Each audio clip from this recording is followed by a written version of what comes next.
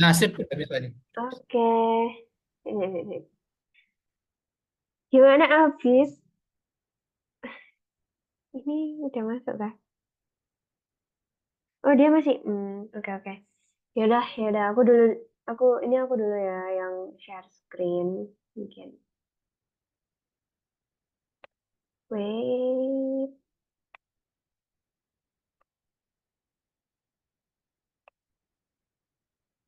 Oke. Game langsung kita mulai aja. Oke, jadi dari kompak udah bisa soal. Oke, langsung mulai yang nomor pertama. Keseimbangan allostasis tercipta apabila timbul syarat apa? Jadi ini jawabannya C, yang keseimbangan baru terbentuk di luar kondisi awal. Nah, jadi sebenarnya sih simpelnya kan kalau misalnya di PPT sama yang dijelasin kan cuma ada dua ya untuk keseimbangan tubuh, yaitu allostasis sama homeostasis gitu. Intinya apa sih bedanya homeostasis sama allostasis? Kalau homeostasis dia tuh pasti kembali ke kondisi awal, kayak ke kondisi yang normal gitu. Jadi kalau misalnya terlalu rendah, akan mekanisme tubuh itu akan berusaha menaikkan, kalau terlalu tinggi akan berusaha menurunkan.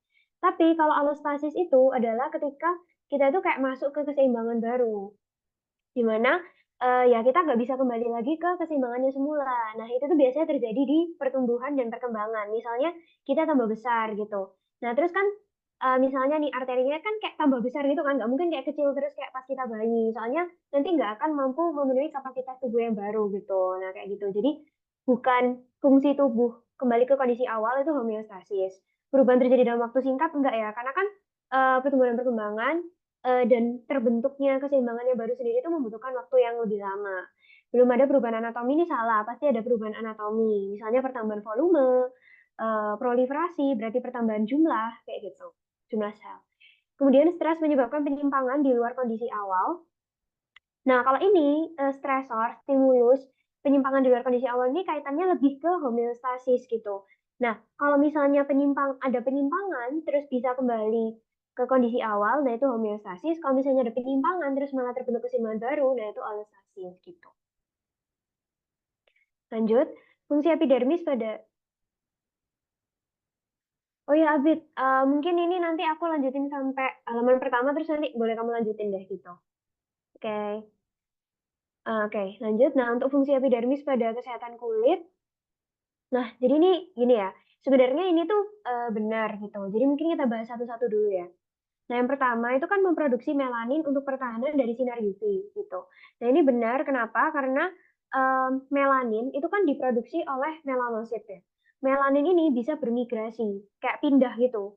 Jadi dia tuh pindah ke atasnya atau ke permukaannya dari katakanlah kayak sel-sel keratinosit yang di atasnya. Nah, dia tuh membentuk semacam tudung gitu. Jadi kayak melanin-melaninnya kayak ngumpul, terus kayak membentuk tudung gitu.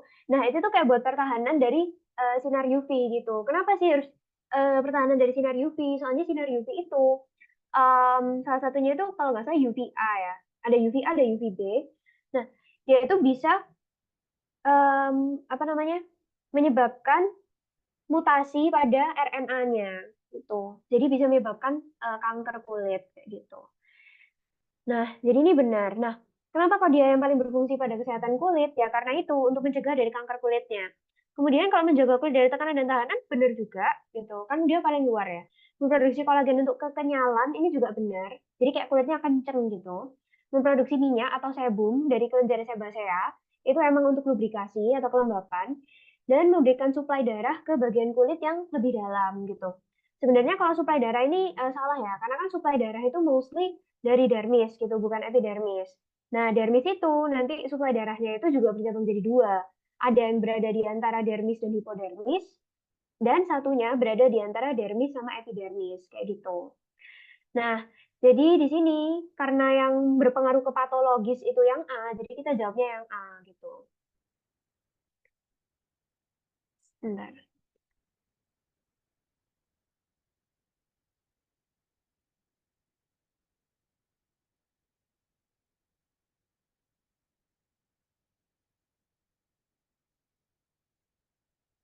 Oke. Jadi nomor 3 yang benar mengenai ejeksi ventricle. Ejeksi ventricle itu apa sih? Jadi ejeksi itu adalah fase ketika ventricle-nya itu dia, mengeluarkan darahnya itu dari jantung gitu. Nah, jadi mungkin kita bahas satu-satu. Yang A, dalam keadaan normal, darah keluar 50-70%. Ini benar ya. Jadi darah keluar ini nama lainnya itu kayak, fraksi ejeksi, gitu. Nah, terus mungkin kalian kayak sering dengar gitu ada fraksi ejeksi, ada, mmm, apa namanya, ESV, EDV gitu ya. Kalau misalnya ESV, itu tuh kan end systolic volume ya. Jadi dia itu adalah volume yang tersisa di ventricle tersisa di ventricle setelah, setelah ejeksi. Jadi setelah dia mompa nih, nah itu tuh nggak keluar semua, yang keluar itu cuma 50-70%, sisanya itu namanya ESV. Kalau EDV itu volume di ventricle setelah atrium kontraksi. Jadi kayak bener-bener setelah semua darah di atrium itu pindah ke ventricle, nah volume yang di ventricle itu namanya EDV. Makanya nanti ada soal, kalau misalnya ada soal, cara ngitung fraksi ejeksi itu berapa gitu. Itu berarti EDV dikurangi ESV. Terus nanti itu ada lagi cara ngitung eh, stroke volume itu berarti em, apa namanya EDV min ESV. Kita udah dapat kan nih fraksi ejeksinya, keluarnya itu berapa? Ya, ya udah itu kayak jadi sebenarnya fraksi ejeksi sama stroke volume-nya itu kayak sama kayak ini sih, fraksi ejeksi gitu.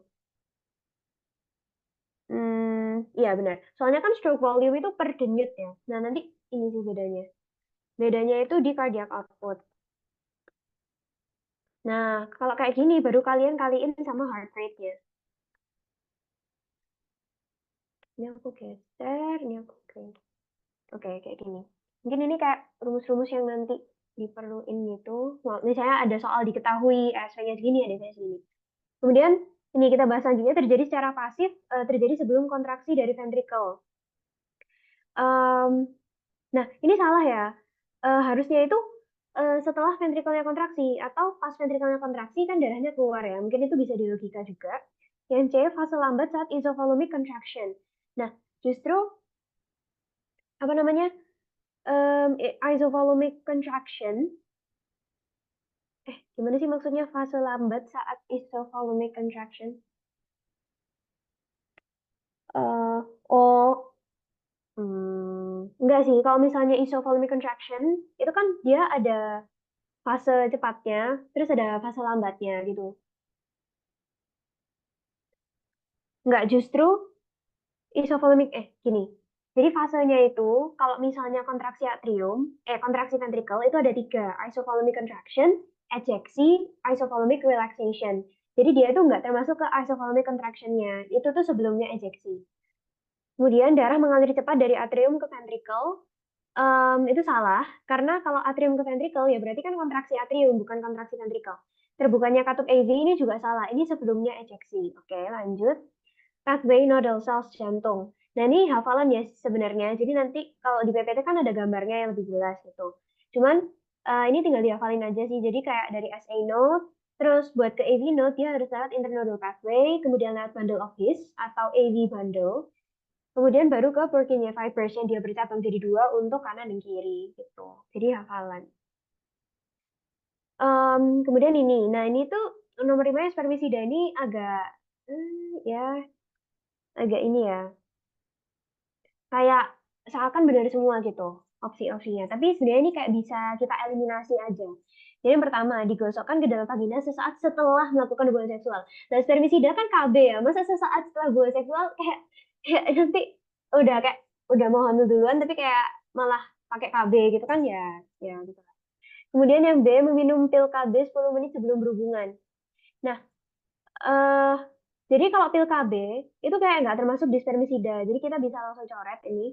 Kemudian oke, C skip dulu. D vaginal tablet bukan termasuk KB spermiasi. Jadi kalau di PPT itu ada kok jenis-jenis KB spermiasi atau spermisida itu apa aja.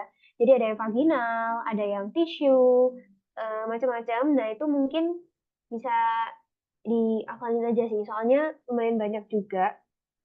Tapi vaginal tablet itu salah satunya gitu.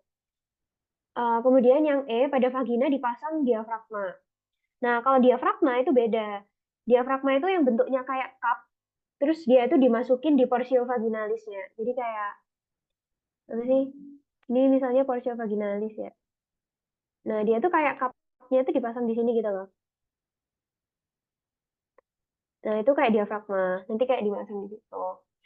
Nah, jadi yang kalau misalnya di PPT itu jawabannya adalah dapat dikombinasikan dengan kondom. Sebenarnya tulisannya itu spermisida akan lebih efektif kalau misalnya dikombinasikan dengan beberapa em, jenis KB yang lainnya, seperti salah satunya kondom gitu. Jadi spermisida itu kayak banyak macamnya sih.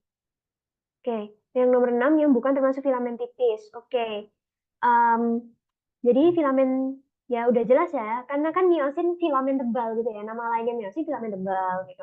Nah, yang ini kenapa bagian dari kenapa ini bisa dibilang filamen tipis? Jadi sebenarnya meskipun kita nyebutnya cuman aktin yang filamen tipis, tapi kan tetap dia itu punya troponin C, troponin T, troponin I, dan juga benangnya yang panjang, tropomyosin gitu. Jadi dia kan kayak bulat, bulat, bulat. Terus ada benangnya yang panjang ini tropomyosin, dia bulat, bulat, bulat. Nah, terus habis itu nanti itu kayak ada kompleksnya, itu kayak tumpuk tiga. Jelek banget gambarku. Ya, semoga kalian tahu maksudnya. Jadi ini tuh kayak, apa namanya, aktinnya, terus ini ada kayak benangnya, ini tropomyosinnya yang nutupin active site-nya. Terus baru ada troponinnya itu kayak tiga tumpuk. Ada T, I, C gitu. Nah, C yang paling luar ini nanti dia tuh yang berfungsi untuk nangkep eh apa namanya, nangkep kalsiumnya. Kalau troponin T, kalau yang aku baca, T itu untuk gerakin si tropomyosinnya, ini gambarnya salah ya. Jadi kayak dia itu yang geser tropomyosinnya supaya active site-nya itu terbuka. Jadi itu fungsinya troponin T. Mungkin aku kayak tulis juga, kayak menggeser tropomyosin untuk membuka active site. Ini kan mengikat kalsium ya. Oke, okay. Kemudian lanjut nomor 7, proses berkemih atau mixi adalah suatu proses refleks terfasilitasi. Ini benar, kenapa dia dibilang refleks terfasilitasi? Karena kita itu ada refleksnya, ada dorongannya kalau misalnya kandung kemihnya penuh karena ada reseptor regang. Karena ada reseptor regang. Tapi dia itu juga terfasilitasi. Maksudnya itu dia bisa dikontrol oleh saraf, baik itu saraf otonomik, saraf somatik. Somatik itu artinya kita bisa mengkontrol gitu ya. Kita sadar gitu. Nah, kemudian berarti ini benar kan, refleks terfasilitasi. Kemudian selanjutnya mixi hanya diregulasi oleh jarak saraf nervus vagus yang otonomik. Jadi ini salah ya, karena mixi itu dia itu ada yang saraf otonomik. Kemudian seperti yang kita tahu, kalau misalnya untuk menahan mixi, menahan pipis, itu kan ada uh, apa namanya saraf uh, hipogastrikus inferior. Kemudian ada juga ini yang untuk nahan gitu. Terus habis itu yang pelvikus eh saya ingatku nahan juga deh. Pokoknya kayak nggak cuma pelvikus, tapi ada saraf hipogastrikus inferior yang yaitu oh sorry, nervus pudendus yang somatik. Nah itu kayak yang bisa kita kontrol sadar atau volunteer. Jadi makanya kita itu bisa nahan pipis karena ada nervus pudendus. Oke, jadi makanya yang pertama ini benar, terus yang kedua itu salah. Oke, mungkin buat selanjutnya bisa dilanjut sama Apit dulu.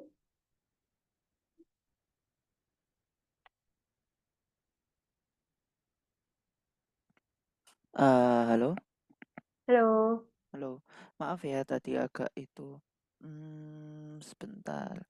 gak Ini apa-apa, teman. aku mau yang mana nih? Wait, bentar. Shell, kelihatan kan ya? Oke.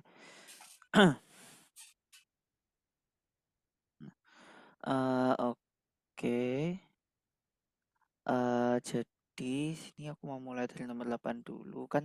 Ini ada anak bayi hipotiroidisme kongenital ya.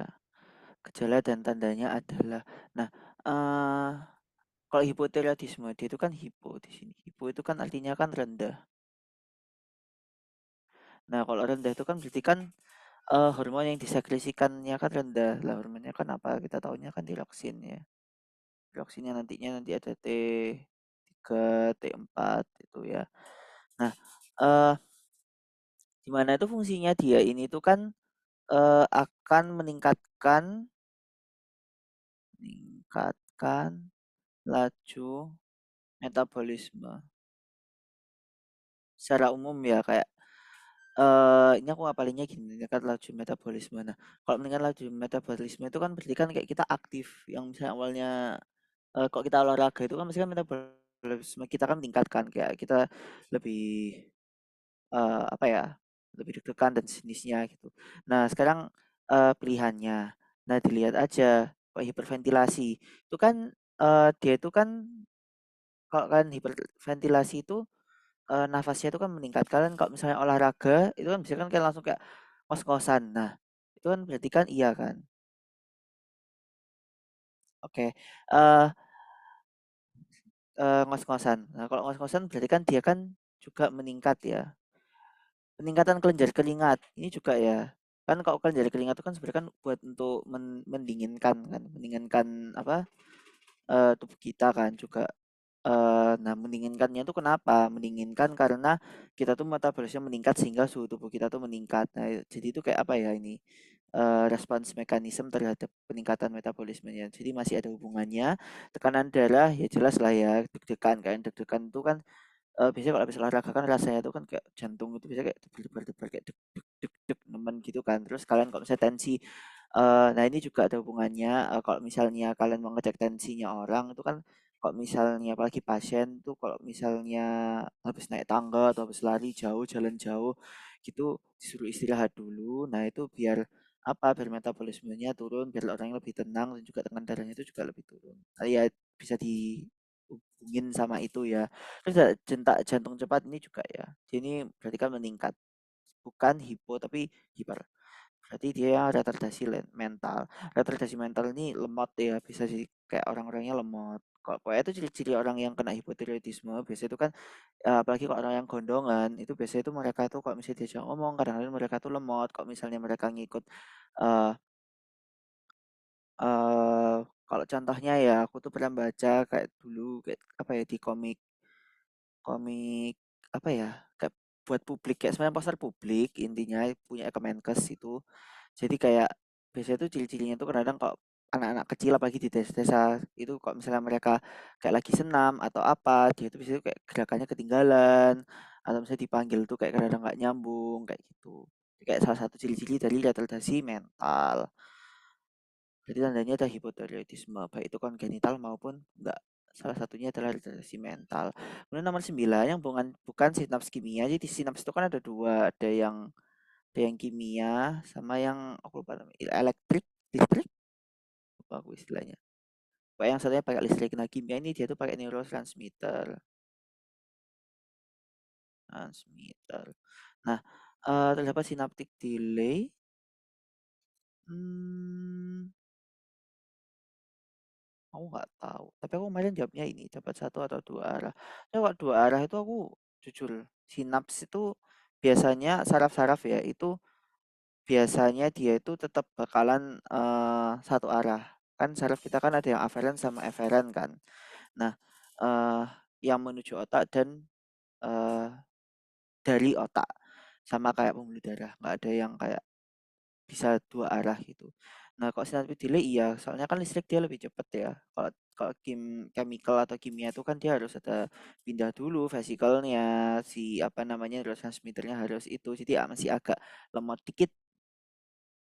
Terus tidak terdapat hubungan. Ya, tidak ada hubungan sitoplasma karena dia kan eh ngelepasnya itu kan dilepas pakai vesikelnya itu. Jadi nggak ada hubungan langsung. Misal sih dari sel pernah diubah menjadi sel sinyal kimia. Ini ya, jelas ini dia sudah ngomong kimia ya kimia cocok kan berarti morfologi asimetris presinaptik dan postsinaptik. Iya, pokoknya gambarnya kita lihat tuh biasanya kan kayak gini biasanya. Nah, something like this. Aku lupa gambarnya gimana tapi kan kayak yang satunya gini ini pre, ini post. Ini kayak neurotransmitternya gitu. Terus nomor 10, pernyataan yang benar mengenai spermatogenesis. Tuh ya, ini dihambat. Dihambat sama androgen. Ya enggak lah, malah dia kan malah membutuhkan androgen. Nutrisi spermatogenia Leydig enggak ya. Leydig itu dia yang intersisial. Intersitial, aku lupa.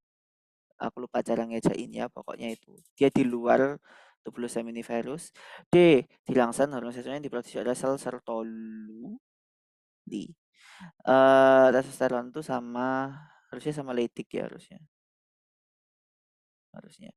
Dua sel Leydig yang berdekatan. Ini technically iya, tapi juga kayak enggak harus di antara juga sih. Nah, intersitial. Oke, intersitial. Terima kasih, Ejo. Jadi antara dua sel Leydig yang berdekatan, I don't know, aku nggak paham maksudnya apa ini. Kayak, mungkin maksudnya gini ya. Kayak, terus gini-gini. Ini membrananya, terus kayak gini-gini. Tapi eh ya nggak salah sih, cuman nggak spesifik aja, nggak harus berdekatan, bisa aja kayak ini terus kayak banyak, terus agak di sini baru ada sel setoli lagi juga bisa. Jadi nggak selalu berdekatan ya. Jadi yang paling aman yang C, tubulus seminiferi ini jamaknya ya, jamak dari tubulus seminiferus, tubulus seminiferi. Oke. 11, bukan merupakan fisiologi kedokteran, kan ya, kan. Mempelajari cara kerja manusia tingkat keseluruhan, benar ya keseluruhan, benar. Kimiawi dan proses kimiawi dan fisika, benar ya. Cara kerja, iya. Tubuh sehat dan sakit, juga benar ya. Yang jawabannya abnormal. Salah ya ini bisa. 12. Nah ini hidrostatis kapiler glomerulus besar 55. 55. Ini aku langsung rumusnya aja ya 55 plus 0 minus 30 plus 15 sama dengan 10 mm. Oke. Jadi ini adalah everything about hidrostatik.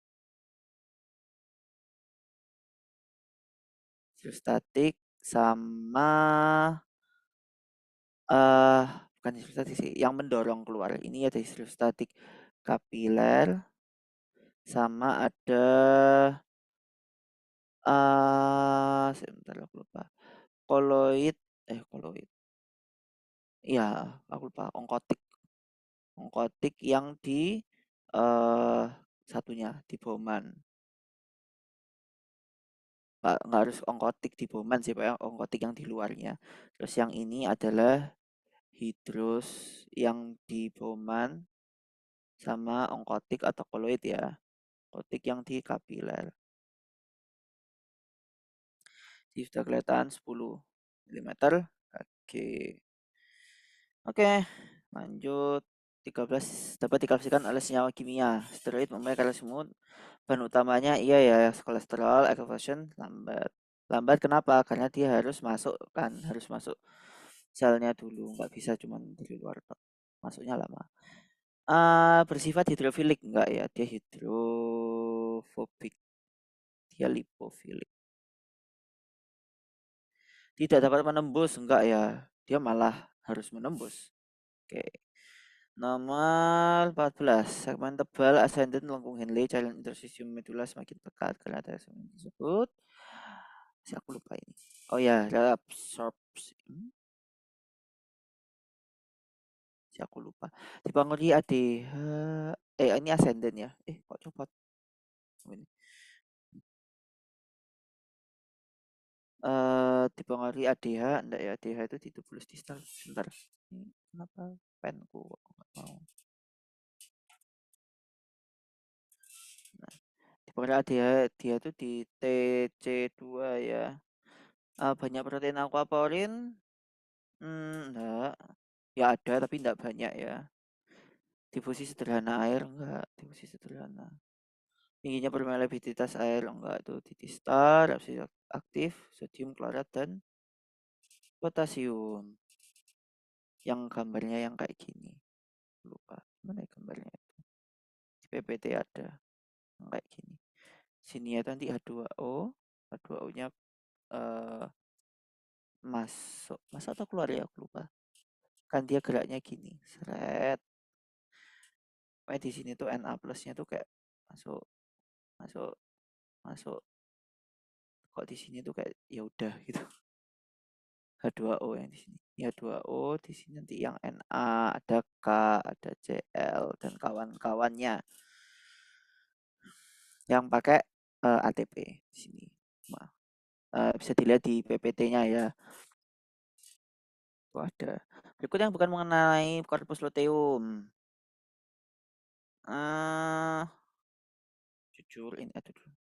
Bentar, geser. Oke, bukan mengenai korpus luteum terjadi setelah ovulasi, benar ya, dia setelah ovulasi. Tidak terjadi pada fase luteal. Ya salah, namanya aja luteum, ya luteal. Dinamakan fase luteal karena ada korpus luteum. Perangsang penebalan, no, tidak, penebalan terjadi di fase proliferasi. Jadi pada fase sekresi, uh, technically, iya, iya. Oh iya, iya, yang bukan ya, sorry, agak nggak nyambung. Ya, terjadi pada fase sekresi. Ini adalah fase dari endometrium. Jadi ada fase ovarium sama fase endometrium. Kedua ya, menghasilkan hormon estrogen dan progesteron. Ya benar. Malah ini memang dia memproduksi estrogen progesteron untuk mempertahankan dinding endometrium. Oke. 16. Tubuh mengalami alostasis dan tumbuh berkembang. Benar ya, alostasis. Tubuh tidak dapat kembali ke bentuk ukuran semula. Ya benar. Dan dia berhubungan. Jadi jawabannya A. Kan ya? Ya. Glukagon menghambat gluconeogenesis. Sebab glukagon pada metabolisme glukosa berlawanan dengan insulin. Yang ini benar ya. Glukagon menghambat gluconeogenesis. Glukone. Gluconeo. Enggak ya. Dia malah glukagon tuh malah yang melaksanakan gluconeogenesis. Terutama di hepar. Terutama di hepar ya ini. Jadi salah dan benar. D. Sel di SSP, sistem saraf pusat, fagositosis, dan debris seluler. Hah? Intinya aku nggak tahu ini soalnya apakah kemarin memang kayak gini atau enggak. Tapi intinya kalau sel yang fagositosis yang dia berperan sebagai makrofag, di SSP itu adalah sel mikroglia. Oligodendrosit ini dia yang akan membuat BBB, blood brain barrier. Astrosit ini aku lupa astrosit ini yang mana. Yaitu ependim ini CSF atau LCS ya. Sel satelit. Ya sel satelit itu technically semuanya disebut sel satelit kecuali sel neuron. Ya sel glia. Oke, astrosit itu aku lupa dia ya segitulah. Pokoknya bukan jawabannya. Mikroglia yang memfagositosis. Sel glia ya sebenarnya. Cuman kalau di SSP dia mikroglia, sel glia. Intinya 19. Intinya efek dari kekurangan aldosteron. Otot melemah, tekanan darah naik, vasokonstriksi, hiperkalemia, absorpsi air meningkat. Yang untuk aldosteron itu ini aku tulis gini ya, tubuh urin atau plasma atau apalah itu. Aldosteron itu akan H2O ya. Set ini H2O dimasukkan ini Na plus direabsorpsi. K plus terus habis itu Cl min terus ada H plus habis itu ini normal ya. K plus Cl min H plus terus ada HCO3 min masalah dia itu yang dilepas keluar. Nah, kekurangan. Kalau kekurangan berarti kalium K plus ada banyak-banyak ya, sangat banyak di tubuh. Karena dia tidak diekspresikan, berarti dia hiperkalemia. Itu ya. Terus 20 membran sel, 15 tergantung kelarutan dalam air. Aku jujur nggak paham maksudnya ini apa. Bersifat hidrofilik karena terdapat asam lemak. Dia dua-duanya. Dia hidrofilik juga hidrofobik. Sarana transportasi hanya melalui kanal ion, enggak ya, hanya salah satunya kanal ion. Dapat protein integral sebagai saluran. Glukosa terlalu besar sehingga tidak bisa melewati membran. Enggak ya. Glukosa bisa. Kalau misalnya glukosa nggak bisa melewati membran, ya mati kita. Sarana prosesi, oke. Kalau protein integral ini dia itu kan ada banyak, ada protein integral yang sebagai saluran nantinya, ada juga yang sebagai identitas dari si selnya itu, yang buat mengenali selnya itu. Terus habis itu dalam konteks ini ya sebagai saluran. Ya yang kalau dibuat difusi terfasilitasi, transfer aktif primer sekunder dan segala jenisnya itu, nah itu dia menggunakan protein integral salurannya ya. Kan dari protein, namanya protein integral. Protein integral itu oh ya, protein integral itu dia itu yang protein. Jadi ada dua kan protein itu, ada yang protein perifer aku nggak salah. Ekstraseluler aku lupa istilahnya apa. Pokoknya gitulah. Ada dua, yang satu itu cuma di atas sama yang satunya itu dia nembus sampai cuma di atasnya atau cuma di dalamnya, yang satunya itu dia nembus. Kalau yang nembus tiga sampai ke dua sisi dari ekstra dan intra, ini yang integral. Dia menjaga, oh ya dinamakan protein integral karena dia untuk menjaga integrasi dari si membran sel. Biar membran selnya itu tidak gampang rusak. Terus nomor 21. Menutupi aktif site, aktin, atau dalam relaksasi jujur. Kemarin aku pas ngerjain belum belajar perototan duniawi. Jadi sebentar. Sebentar. I forgot.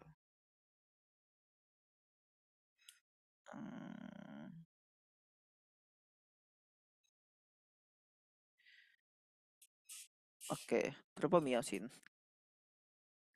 Aku mana jawabnya kalau nggak salah ini juga tropomyosin karena aku pasti cocok logis sih, tapi ya mungkin coba aku carikan penjelasan detailnya. Oh BTW ini masih, oh ya, BTW ini masih di-record kan ya? Record. Oh BTW ini tadi udah di-record kan ya? Halo. Udah aman. Oke. Sebentar ya. Aku agak lupa. Musculoskeletal.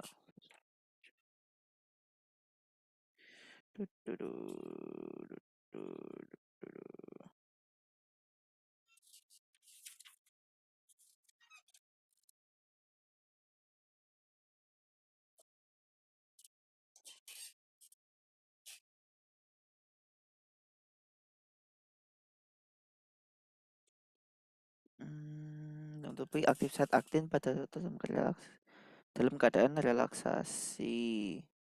Ya ini tertutupi oleh tropomyosin dan juga tropinin. Tropinin? Sehingga tidak dapat berkaitan dengan myosin. Tropomyosin ya. Oke, udah bisa melanjutkan. Intinya itu di ngomongnya tropomyosin. So ya, kan pada proses kontraksi atau rangka kalsium akan berikatan dengan sebentar.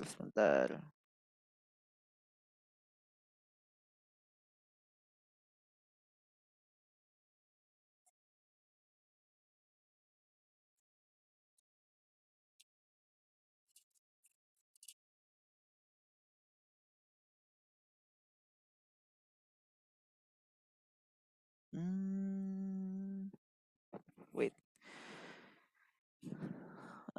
Kalsium akan proses kontraksi untuk terangkat dia akan berikatan dengan troponin C.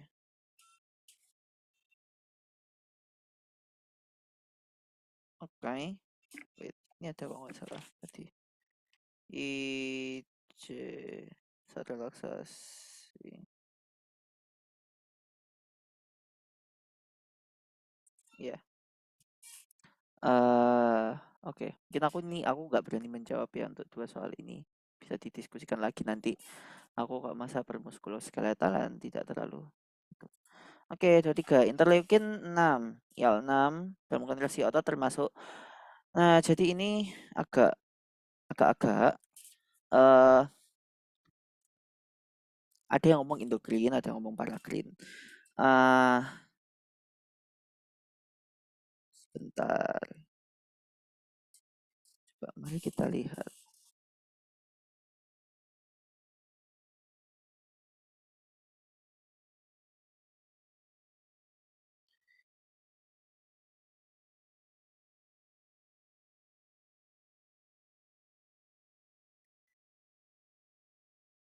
Oke.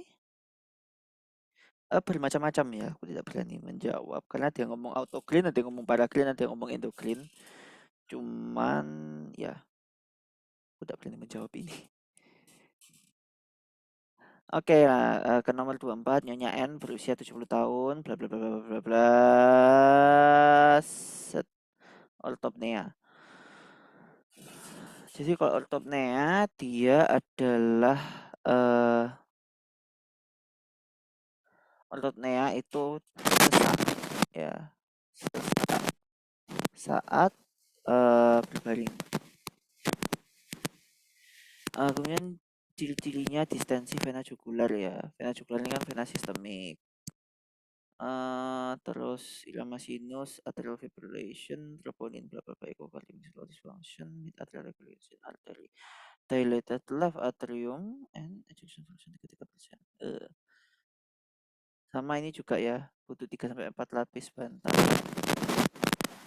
Ini karena menjalani butuh 3 4 lapis bantal karena kalau misalnya pas benar-benar tiduran yang literally berbaring,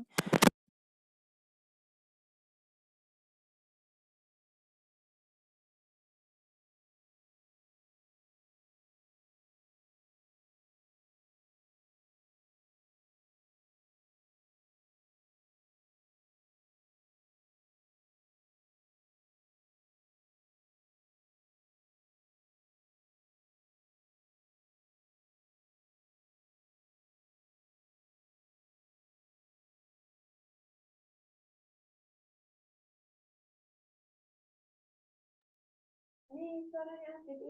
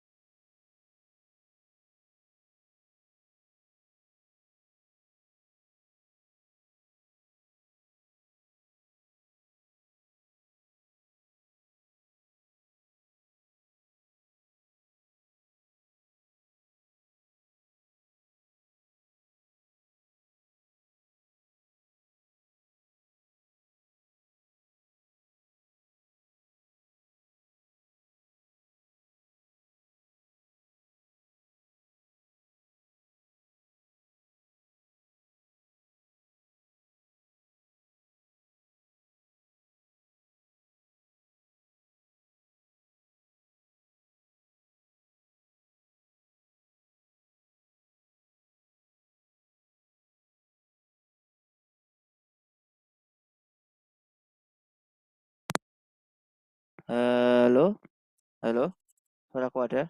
Halo. Oh iya, Hai, iya. of welcome back. Oh, oke oke. Tadi aku Oh, tadi aku nanya, kayak ini suaranya hilang apa enggak? Apa kayak coba di laptopku ternyata beneran hilang. walah, oke oke oke. Maaf ya guys. Eh, ya udah. Oke, balik lagi. Ini ada distensi, ini ya, distensi vena jugular sama ortopnea. Jadi ini dua-duanya menunjukkan adanya ortopnea di sisi kiri. Sebenarnya ortopnea itu juga bisa yang di sisi kanan juga bisa. Distensi vena jugular positif. Nah, kok distensi vena jugular karena vena sistemik bisa dilogikakan berarti kan ada sesuatu sama si sisi kanan jantung. Karena kan, kok distensi berarti kan, apa ya, darahnya nggak bisa darah itu nggak mau masuk ke jantung. Kayak dia ada kayak pooling di vena-vena yang di luar itu. Nah, jadi aku mikirnya kayak, oh ada atrium kanan sama ventrikel kanan. eh karena, ya itu sih, distensi vena jugular sama ortopnea itu juga bisa disebabkan karena di sisi kanan. Kiri pun kiri, cuman kanan pun ya juga bisa. Itu sih. Ini aku juga agak bingung. Sama arteri dilated left atrium, peningkatan tekanan arteri pulmonalis dan peningkatan tekanan vena pulmonalis. Hipertensi dislipidemia, penyempitan arterial pada operasi bypass batang lalu. Jujur aku yakinnya ini sih, cuman kurang tahu ya. Karena bisa banyak. Oke, ini aku menilai 1-3 dengan alasan ini. Karena jugular positif. Ini ya, ini jugular vein distension. Apa nih? Oke, aku kembali share-nya cuman yang ini aja. How to share just oke, share. Nah, oh ya kalau misalnya suaraku hilang atau apa langsung ngomong yang banyak, yang banter.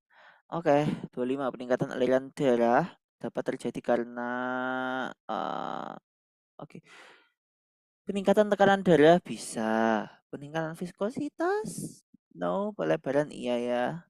Pemanjangan pembuluh darah? No. Jadi ini aku menggunakan prinsip bahwa kan kita tuh punya I sama dengan V per R ya. Arus, kuat arus sama dengan beda potensial atau beda energi, beda tekanan dibagi hambatan yang ada, dibagi R. Di mana R itu sama dengan rho, L per A. Rho ini apa ya? Hambat jenis. L itu panjang kabel atau dalam hal ini panjang dari pembuluh darah, A ini luas penampangnya. Nah, bisa kalau kita substitusikan, dia akan menjadi I sama dengan V per rho ya, rho di bawah, L, A-nya di atas. Nah, yang di atas ini akan meningkatkan, yang di bawah ini akan ya meningkatkan arus, yang bawah ini akan mengurangi arus atau aliran. Nah, viskositas itu bisa kita anggap sebagai hambatan jenis ya. Dia di sini kita dalam kasus ini kita sinonimkan dengan hambat jenis. Panjangan pembuluh darah itu L atau panjang kabel. Ya, udah. Bagian tubuh memiliki fungsi lebih dari satu. Jujur ini aku bingung karena dia ngomongnya bagian. Some says that it's include hormone, but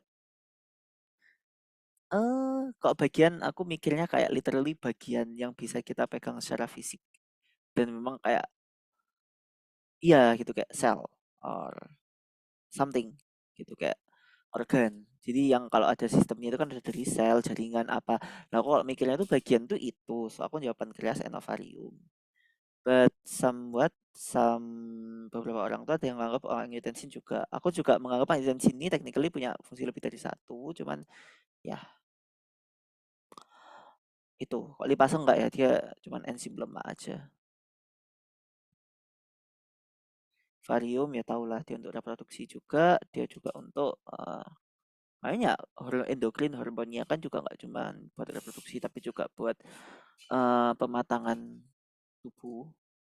aku nyebutnya pematangan tuh maturasi, perkembangan. Pankreas tuh juga dibuat pencernaan sama endokrin, perhormonan terutama metabolisme. Angiotensin itu tekanan darah sama satunya aku lupa, tapi ya angiotensin juga termasuk. Oke, mungkin itu eh, kayak lebih baik bagian tubuh ini di cross check lagi ya. Maksudnya apa? Perempuan pada masa anak-anak tidak mengalami menstruasi sebab sel granulosa mensekresi oocyte maturation inhibiting factor. Oke, tidak mengalami menstruasi, benar. Maturation inhibiting factor, benar. Dan dia berhubungan. Ya istilah logika aja lah ini. Kalau misalnya emang ada maturation inhibiting factor, ada. Aku nggak tahu detailnya, tapi ya secara logika ya pasti ada. Soalnya kalau misalnya terus tiba-tiba dia bisa jalan kok bisa. Kalau nggak ada yang menahan. Inhibiting kan menahan. Apa inhibin yang menahan? Siapa tahu. Aku kurang tahu. Nggak berani jawab. Tapi iya benar. Aku malah jawabnya benar-benar berhubungan. Oke, 28. Manakah yang merupakan pernyataan benar mengenai hormon tiroid? Regulasi hormon tiroid mengatakan positif feedback system. No, negatif ya. Memerlukan zat besi. Enggak. Dia harusnya iodin. Lipofilik, hormon tiroid kecepatan metabolisme menurunkan, enggak ya dia meningkatkan. Tiroxine bentuk hormon tiroid aktif. Ini harusnya dia T3 ya, kalau nggak salah. T3 atau T4 aku lupa. So jawabannya lipofilik karena dia ada reseptornya, reseptor intrasel. Jadi tiroid itu dia unik, dia hormon peptida. Dia hormon peptida, tapi dia lipofilik. Seunik itu. Nomor 29, vaksin dapat melintasi membran semipermanen dengan cara difusi sederhana. Enggak ya, rumah sakit enggak, terfasilitasi enggak. Terfasilitasi ini H2O contohnya pakai aquaporin. Fagositosis itu makrofag makan benda asing. Osmosis itu yang gerak airnya atau pelarutnya. Oke, 30. Pasien diabetes mellitus wanita usia 60 tahun suntik insulin rutin sebelum makan. Dokter mengiyakan. Oh iya, ini mungkin aku selesaiin sampai halaman yang ini aja ya, Alexa. Sisanya mungkin bisa kamu lanjutin because I have something else to do.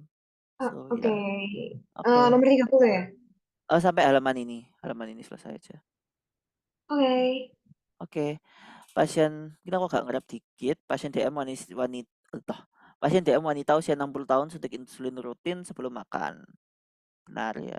Dokter menyarankan tidak lupa makan setelah suntik. Benar, sangat benar. Sebab jika lupa makan harus hipoglikemi dengan onset of action cepat karena hormon peptida. Benar. Dan dia berhubungan. Ya ini yang kalau katanya dokter siapa ya? Itu yang pas kuliah endokrin ngomong orang sampai akhirnya tuh ada yang kayak hipoglikemi padahal dia diabetes gara-gara apa? Takut eh, gula darahnya pas dites naik, akhirnya suntik insulin tapi nggak makan, yang ada hipoglikemi itu. Oke, 31 kerja neurotransmitter berakhir ketika neurotransmitter diinaktivasi oleh enzim, benar. Diuptake oleh akson terminal, benar. Berdifusi menjauhi sinap, benar. Sampai menuju sel glia, benar. Kalau misalnya aku gambar begini, ini neurotransmitter, ini sel glia. Jadi dia akan gerak ke sini. Dia itu bisa menjauhi. Dia juga bisa yang dilepaskan kembali dimakan sel glia. Terus reuptake juga bisa balik lagi. Terus ada biasanya juga kok di dalam sini biasanya nanti juga ada enzimnya. Jadi gitu. Efek glukokortisol di antiinflamasi, kortisol, terus stres, aku ngapalinnya itu dulu. Imunosupresan, iya. Meningkatkan kadar glukosa dalam darah juga iya. Ya, jujur ini hafalan, aku nggak tahu cara tips itunya, cuman ingat aja yang stres sama antiinflamasi ini tak hafalin. Jujur nggak banyak, jadi ya udah. Ini juga keluar soal tahun-tahun sebelumnya kalau nggak salah, jadi iya. Oke. Oh ya tak lingkari. Wing, wing, wing, wing. Berikut yang termasuk determinan utama, responsibility peripheral pada cardiac afterload. Nah, ini aku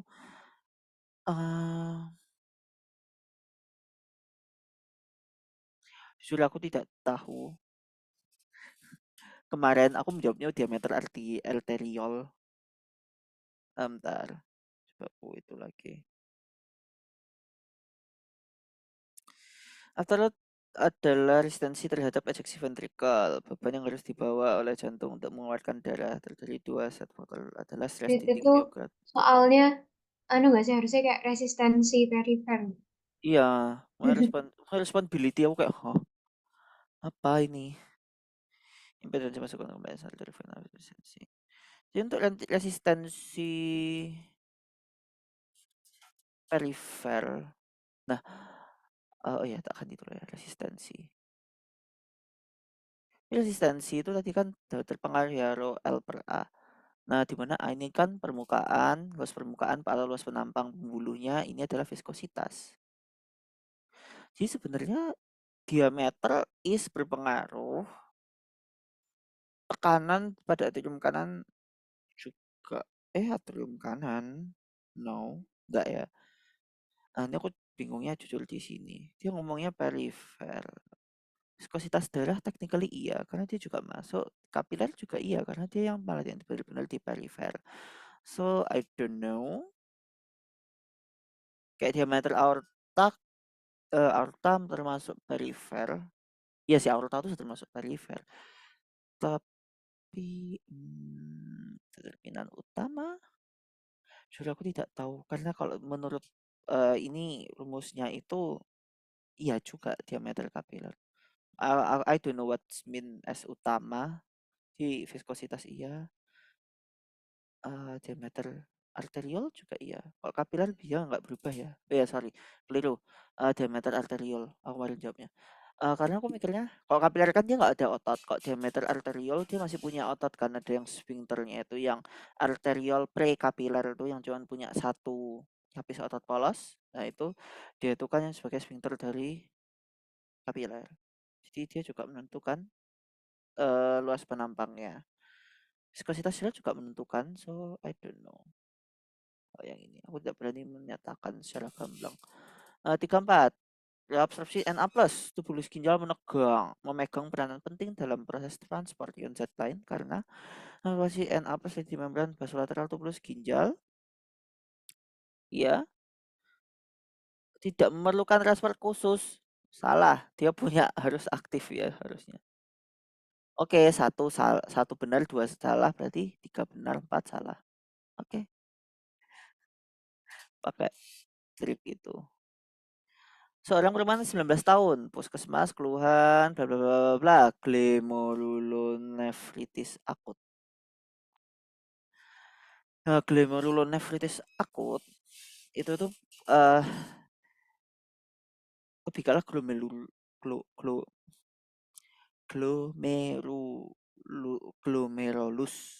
Ya, glomerulus. Kalau penurunan kadar urea dalam darah ya benar toh, malah ini dia sehat tandanya.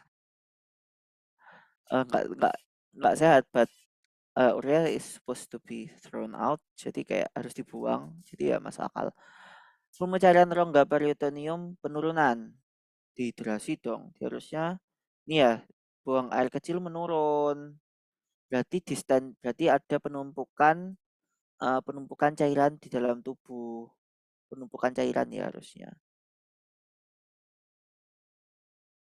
Kok penurunan volume cairan dalam rongga peritoneum ya enggak toh, harusnya malah meningkat. Penurunan kadar kreatinin dalam darah ya memang harusnya dikeluarkan. Turgor, penurunan turgor tulit enggak ya. Kalau turgor kan dia tuh kan kayak lemes gitu, enggak kencang. Kalau ini malah terlalu over turgor ya, malah peningkatan harusnya. Ini albumin dalam darah. Karena kan protein tuh harusnya nggak terfiltrasi kan dia nggak ikut keluar. Tapi karena glomerulonefritis akut ini akhirnya dia ikut tersaring keluar sehingga dia ya udah kebuang. Padahal kan seharusnya dan nggak ada fasilitas yang fasilitas eh apa ya sel epitel di nefron itu kan nggak ada yang untuk reabsorpsi protein. Jadi akhirnya dia kayak ya udah keluar, us, bye bye, sehingga penurunan. Anak 36 7 tahun dibawa ke dokter. Ini terakhir ya Alexa ya. Anak berusia 7 tahun dibawa ke dokter umum karena sering buang air kecil. Pelibatan terus sebenarnya maka kondisi bahwa ini mungkin meninggal pasien. Peningkatan gluconeogenesis hati, tekanan darah, what's the connection? Penurunan glucogenesis, no, technically yes, tapi no. Peningkatan penggunaan glukosa enggak ya? Ya kan dari ciri-cirinya sendiri dia udah kelihatan kan. Dia diabetes tipe 1. Tipe 1. Kemudian lipofisis, lipolisis ta. Lipolisis enggak ya? Jadi kalau tipe 1 dia itu biasanya karena ada urusannya dia early onset. Dia awal, terus habis itu dia itu selain early onset, dia itu menyerang sel beta. Sel beta pankreas itu diserang. Biasanya gara-gara ada autoimun biasanya. Ada unsur autoimunnya juga. Oke. Molika 6 yang opsi C, setahu jawabannya peningkatan glikolisis di hati. Oh, mungkin glikolisis hati. Jujur. Kalau peningkatan glikolisis hati enggak ya? Glikolisis di hati. What's the connection? Glikolisis. Oke. Jadi kenapa aku menjawabnya A? Karena dia sel beta diserang, di mana insulin kan turun akhirnya. Insulin rendah banget, sedangkan glukagon tetap diproduksi aja. Di sel Langerhans kan diproduksi cuman ya gitu. Kalau sel beta ini kan dia spesifik for insulin.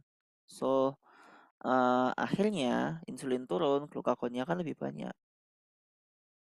Relatifnya ya, nah, dan di mana berdua ini kan antagonis. Jadi berdua ini akan berusaha menjaga kebalangan, menjaga homeostasis dari gluconeogenesis dan pembentukan glikogen apa ya? Glikogenogenesis, yes itulah.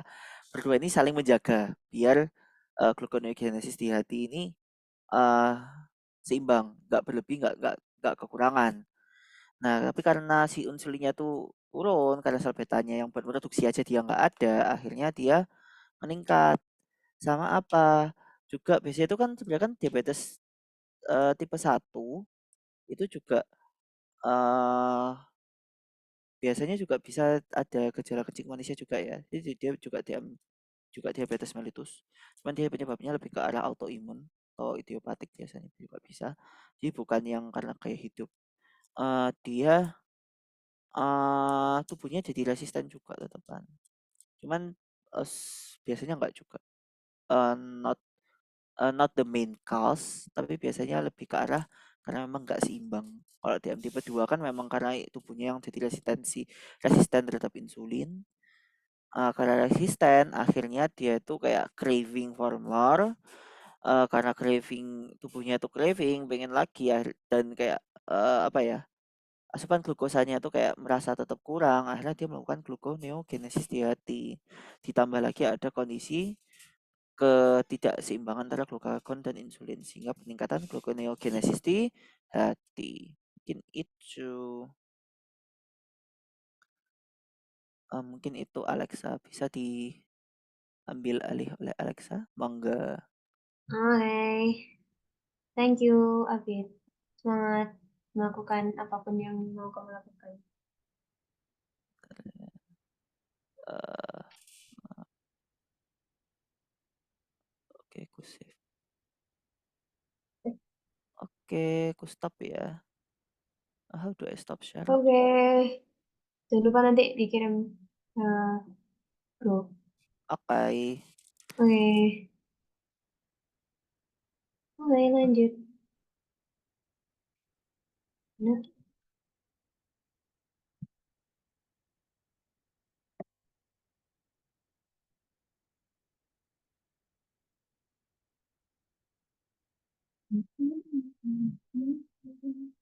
Ini ya. Oke, mungkin langsung aja. Tadi kayaknya udah sampai nomor 36. Oh ya, sama tadi kayaknya ada yang ngechat aku juga soal mau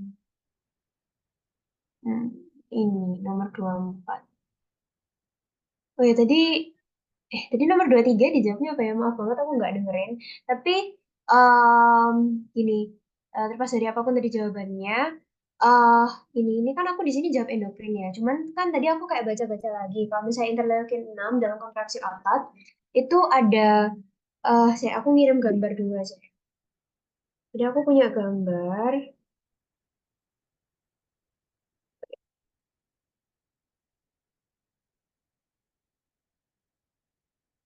kirim.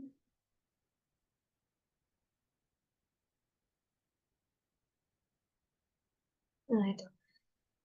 Jadi, kalau misalnya berdasarkan gambar itu kita bisa lihat ya, kalau misalnya IL-6 itu kan yang dihasilkan oleh otot sendiri gitu.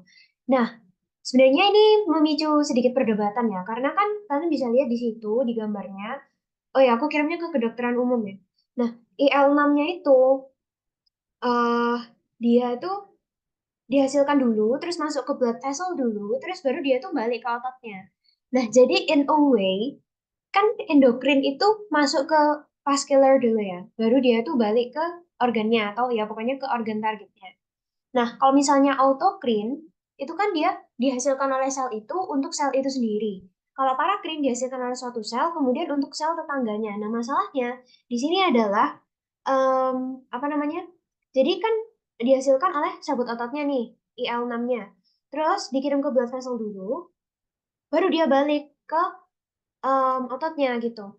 Nah, kalau dari pandanganku sih, berdasarkan definisi ya, menurutku ini masih termasuk endokrin. Bentar. Nah, di sini tuh, ini aku ngambil dari JAP, Journal of Applied Physiology. Kalau misalnya muscle derived AL6 itu diklasifikasikan sebagai myokin, namanya itu myokin, dengan efek endokrin, karena dia itu dimasukkan ke blood vessel gitu, ke vascular sebelum emang dia tuh ke dirinya sendiri, ke muscle-nya sendiri. Nah, terus habis itu di sini aku juga nemuin IL-6 bla bla bla dan dia tuh emang paling banyak endokrin gitu. Ini dari Journal of apa ya JCM tadi itu Clinical Endocrine and Metabolism atau apa gitu. Em, jadi kayak dari dua jurnal ini dia bilangnya endokrin gitu kan. Tapi secara teori sebenarnya ya oke lah. Maksudnya kayak autokrin tuh oke dia untuk dirinya sendiri. Tapi di sini tuh apa ya? Aku masih menganggap dia sebagai endokrin karena caranya dia untuk menuju ke target selnya itu tetap melalui blood vessel, bukan melalui difusi kayak autokrin ataupun parakrin. Mungkin ada argumen yang lain gitu itu mungkin bisa disampaikan ya. Itu gambarnya sama kayak PPT homeostasis. Oh, oke. Baiklah, terima kasih. Ya, jadi bener yang Indo ya. Aku juga lupa ya itu ada di PPT homeostasis. Oke, kayaknya aku kayak nemu.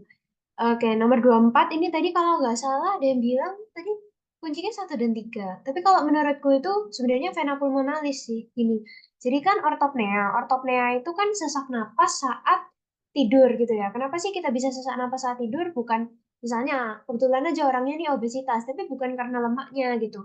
Sebenarnya sesak napasnya itu karena cairan interstisialnya itu kayak penuh, jadi kayak tertimbun gitu. Anggap aja itu kayak edema, tapi ini tuh edemanya di paru-paru gitu. Jadi kayak bisa bayangin paru-parunya tuh penuh, full, akhirnya sesak napas. Kenapa sih sorry. Kenapa sih edema di paru tuh bisa terjadi gitu? Nah, jadi awalnya tuh gini. Pertama itu ada fibrilasi atrium. Kerusakan nih. Kerusakan pada atrium kiri harusnya. Eh, peningkatan tekanan pada atrium kiri, bener kan ya guys? Kan yang dari paru-paru masuknya ke atrium kiri kan? Nah, jadi pertama itu di atrium kiri. Ini kayak meningkat nih tekanannya, nggak normal. Akhirnya, karena peningkatan tekanan, darah yang dari vena pulmonalis itu meningkat juga tekanannya. Terus dia jadi susah masuk. Jadi kayak susah mengalir. Kan tadi kayak udah, apa sih namanya? Jadi peningkatan tekanan sama perubahan tekanan itu beda ya. Kalau perubahan tekanan kan meningkatkan blood flow. Ini udah aku tulis juga ya delta P.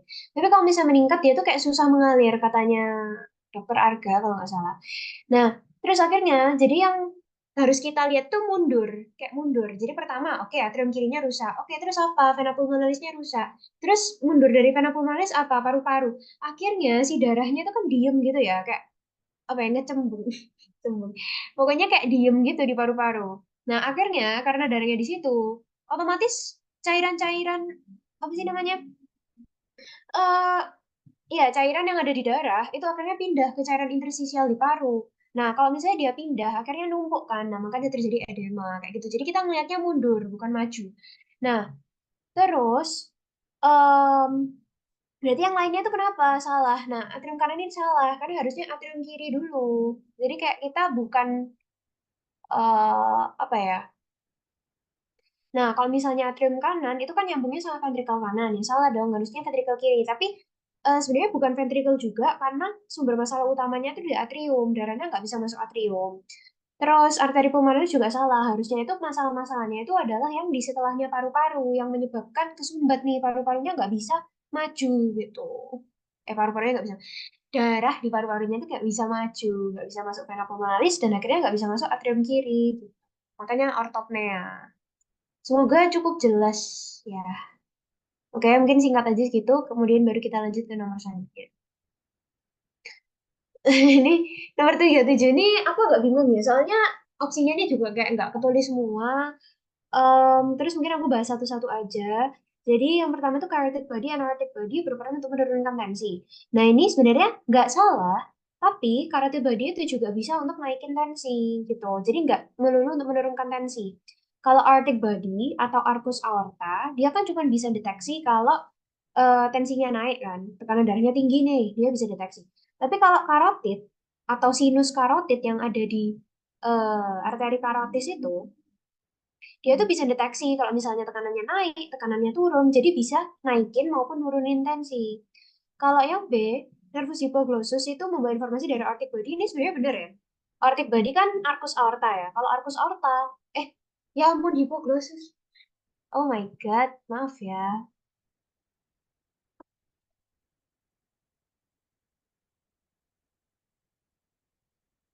Alexa nomor 26 boleh jelasin nggak? Oke, oke, bentar ya. 37 dulu. Ya ampun, kan.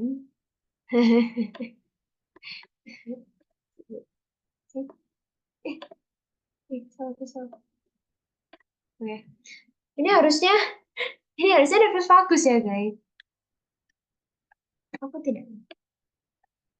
Ya, ini harusnya nervus vagus dari aortic body. Kalau dari carotid body, nervus glossopharyngeal atau nervus 9. Pokoknya 9, 10, carotid, aortic gitu. Ya, jujur aku lupa jawabannya apa, tapi intinya tuh bukan dua ini. Pokoknya konsepnya tuh gini. Kalau misalnya yang tadi itu, pokoknya yang deteksi tekanan naik, tekanan turun. Nah, berarti otomatis em, mekanismenya adalah untuk membalikkan. Kalau tensinya tinggi ya diturunin, kalau tensinya rendah ya dinaikin. Nah, em, kalau nervus vagus itu yang aortic body, kalau nervus glossopharyngeal atau nervus 9 itu yang karotid gitu. Terus nanti itu sebenarnya mekanismenya nanti ada di soal lain deh. Mungkin aku jelasin di soal lain aja yang beta reseptor dan lain-lain itu di bawah soalnya. Ya wes, oke nomor 37. Tadi nomor berapa? 36? 26. Oh iya. Jadi ini ya Abid bilangnya, oh sebenarnya ini tuh dari masalah pembahasaan aja sih guys sebenarnya. Kalau menurut aku, bagian tubuh itu yang dimaksud ya semua yang ada di tubuh, semua yang dihasilkan tubuh, pigmen endogen itu juga termasuk bagian tubuh gitu. Karena bukan organ, jadi kalau misalnya organ tubuh yang memiliki fungsi lebih dari satu, baru kayak satu dan tiga. Ini tapi jawabanku ya, kayak mungkin ada yang punya pemahaman lain gitu. Nah, aku memikirkan bahwa angiotensin karena dia suatu hormon dihasilkan oleh tubuh endogen, berarti dia itu bagian tubuh meskipun bukan organ. Jadi aku tetap satu dua tiga. Kalau empat ini benar nggak termasuk karena dia itu emang untuk fungsi digestif, untuk asam lemak gitu kan ya, memecah lemak menjadi asam lemak kayak gitu. Udah sih penjelasannya singkat gitu aja. Em, oke, nomor 38 ini makrofag pada sistem saraf mikroglia. Mungkin tadi udah dijelasin ya fungsi-fungsinya. Kalau oligodendrosit kan untuk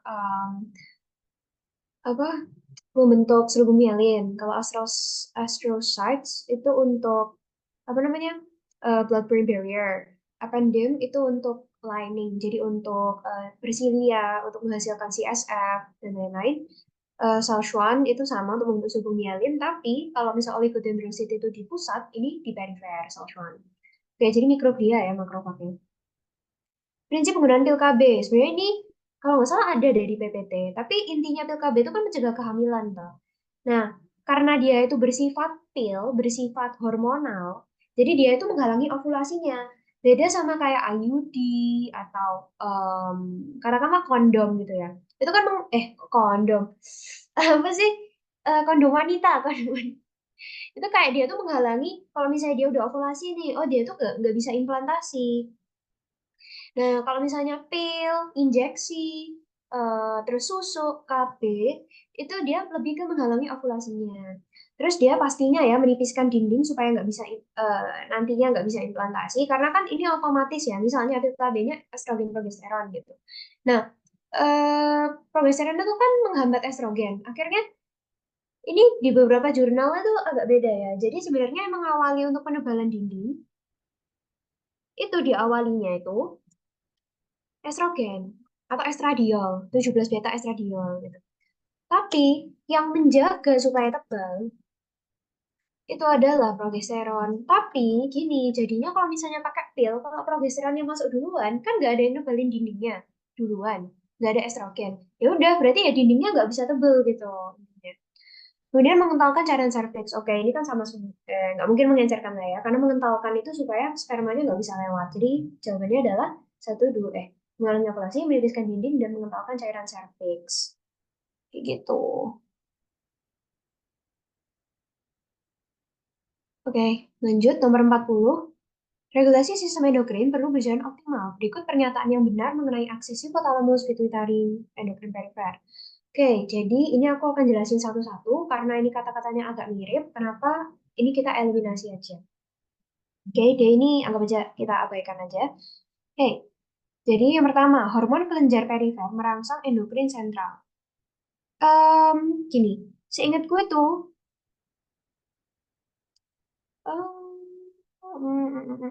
loh, bentar, A sama C ini sama nggak sih? Seingat gue tuh, sorry, aku nggak baca merangsangnya. Oke, jadi hormon kelenjar perifer merangsang endokrin sentral. Menurutku ini salah, kenapa? Karena merangsang. Padahal ada positif feedback dan negatif feedback. Kalau merangsang itu kan cenderungnya positif feedback. Artinya, kalau merangsang berarti semakin tinggi hormonnya, semakin dia merangsang endokrin sentral untuk menghasilkan. Tapi kalau menginhibisi, kan bisa tadi negatif feedback. Nah, berarti harusnya ini salah ya, karena nggak cuma merangsang. Gitu. Bisa menginhibisi atau menghambat juga. Nah, B kenapa salah? Kelenjar pituitari merangsang endokrin di perifer. Ini salah kenapa? Karena kelenjar pituitari menghasilkan prolaktin. Prolaktin kan ke eksokrin. Eksokrinnya apa? Glandula mame. Jadi kayak nggak cuman apa sih? Nggak cuman endokrin. Jadi itu bukan suatu ini kan kayak fakta gitu ya. Itu bukan suatu fakta yang benar. Kemudian yang A, kadar hormon perifer memengaruhi endokrin sentral. Karena mempengaruhi, artinya dia bisa merangsang, dia bisa juga menghambat. Makanya aku jawab yang ini, karena dia bisa positif maupun negatif feedback. Jadi yang benar adalah yang A, gitu. Next, respons GH.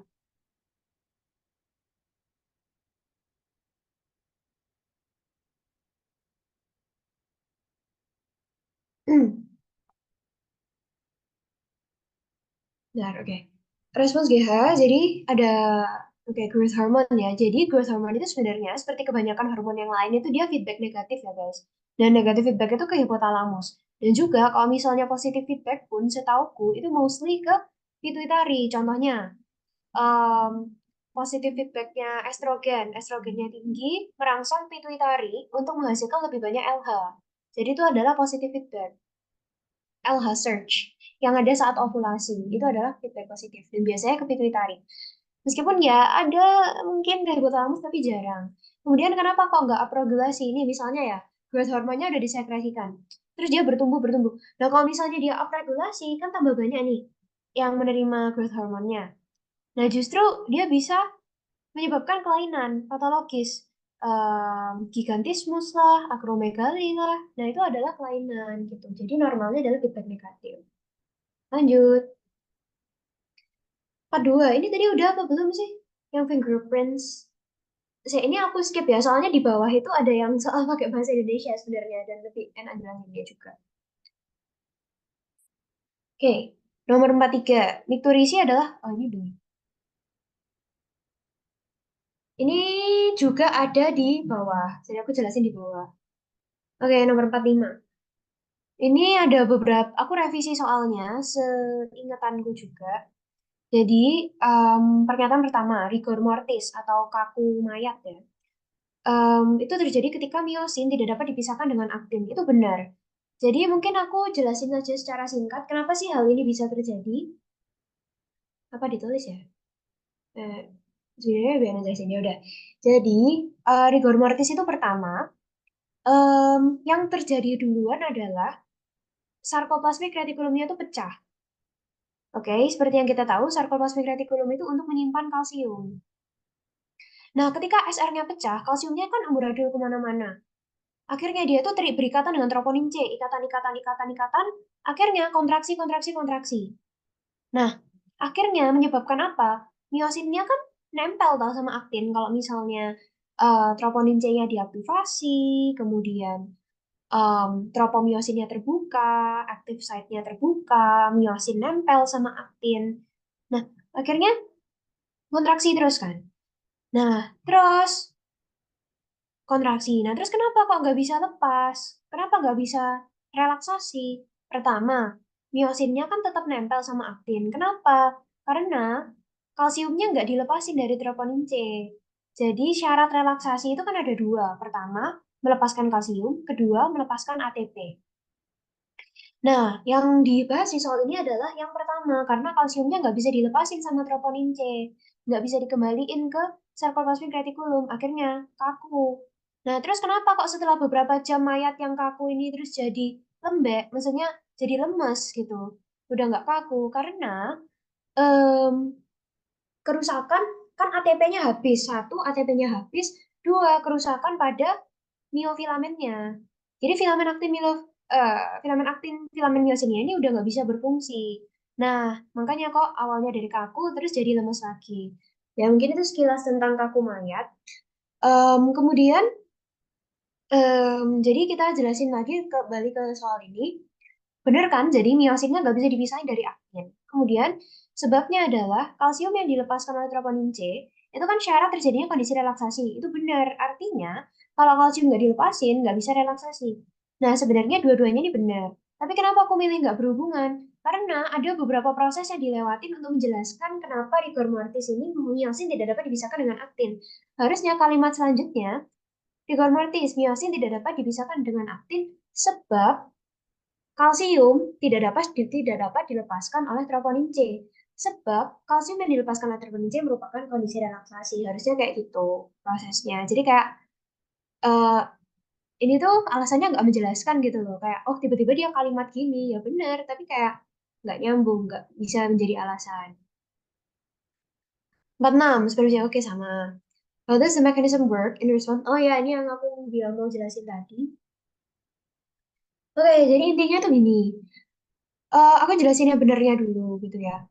Jadi kalau baru reseptor itu kan baru tekanan, penerima tekanan, dia nerima apakah tekanannya naik atau tekanannya turun. Nah itu kan ada di carotid body sama ada di aortic body. Kalau misalnya di carotid seperti yang aku udah jelaskan itu di nervus glossopharyngeal. Itu SIDK. Oke, jadi ini kan glossopharyngeal. Nah terus habis itu dari glossopharyngeal terus kemana? Ke cardiovascular center dulu. Di mana itu? Di brainstem. Brainstemnya yang mana? Tergantung apakah dia mau yang meningkatkan heart rate, apakah mau yang menurunkan heart rate gitu. Tapi intinya pokoknya di brainstem, mungkin nggak perlu terlalu detail juga. Terus dari brainstem dia ngaktifin apa? Kalau misalnya dia itu kelebihan CO2, berarti otomatis dia itu responnya naikin heart rate. Kenapa naikin heart rate? Karena ini, karena kalau misalnya heart rate-nya itu cepat, anggapannya itu kayak CO2 yang terkandung itu bisa cepat digantikan gitu loh, cepat ke paru-paru, cepat digantikan sama O2. Simpelnya gitu. Terus habis itu kalau misalnya mau naikin heart rate, berarti yang dirangsang yang apa pusat saraf simpatis. Nah, pusat saraf simpatis itu dia mengaktifasi reseptor apa? reseptornya itu ada namanya beta 1 reseptor di jantung. Nah, ini aku udah nulis ya, beta 1 reseptor, beta 2, alfa 1, alfa 2 itu di mana? Kalau misalnya beta 1 itu dominannya adalah di heart dan cerebral cortex. Beta 2 itu di paru-paru. Makanya nanti ada obat beta 2 blocker, itu nanti untuk obat paru, kemudian ada cerebellum juga. Kemudian kalau misalnya alfa 1, alfa 2 itu di different brain regions. Oke, jadi intinya kalau misalnya heart itu lebih ke beta 1 reseptor. Meskipun aku tuh nemu juga di PPT, ada alpha sama beta reseptor, meskipun nggak diperjelas itu tuh nomor berapa. Tapi yang jelas kalau misalnya di jantung untuk increase heart rate, itu yang beta 1 gitu. Jadi kan kita mau meningkatkan heart rate, bukan mau meningkatkan tekanan darah, bukan fokusnya kita bukan di situ, bukan ke vasokonstriksinya, tapi lebih ke heart rate-nya. Makanya kita maunya ke beta 1 reseptor, akhirnya baru heart rate-nya increase kayak gitu. Terus mekanismenya gimana kalau misalnya yang ke vasokonstriksi? Ya gampang aja. Jadi kan misalnya dari sini, vasofaringeal sama juga ke brainstem, mungkin aku tulis di sini brainstem atau cardiovascular center dari brainstem, kemudian dari brainstem aktivasi saraf simpatis gitu ya, simpatis. Kemudian baru dari aktivasi saraf simpatis, kalau ke mau kita vasokonstriksi, berarti kita tuh akan aktivasi yang beta receptor.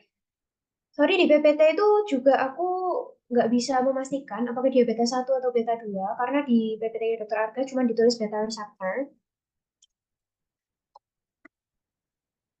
untuk vasokonstriksi. Bentar, mending aku bukain aja PPT-nya biar kalian bisa lihat juga. eh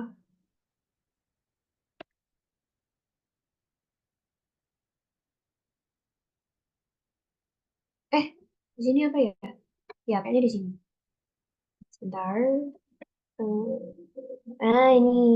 Tada. Sorry, kan salah. Ya, untung aku buka. Alpha receptor ya.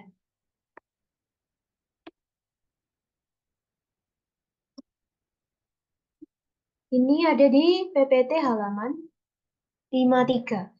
Nah ini ya, jadi kalau misalnya vasokonstriksi itu pakai alpha reseptor yang di pinggir-pinggirnya ini, intinya kalau kita mau menekan harus dari tepi, kalau kita mau membesarkan itu harus dari tengah, dari pusat gitu. Jadi alpha yang di pinggir, beta yang di tengah, alpha yang untuk vasokonstriksi, beta reseptor yang tengah-tengah ini untuk vasodilatasi gitu.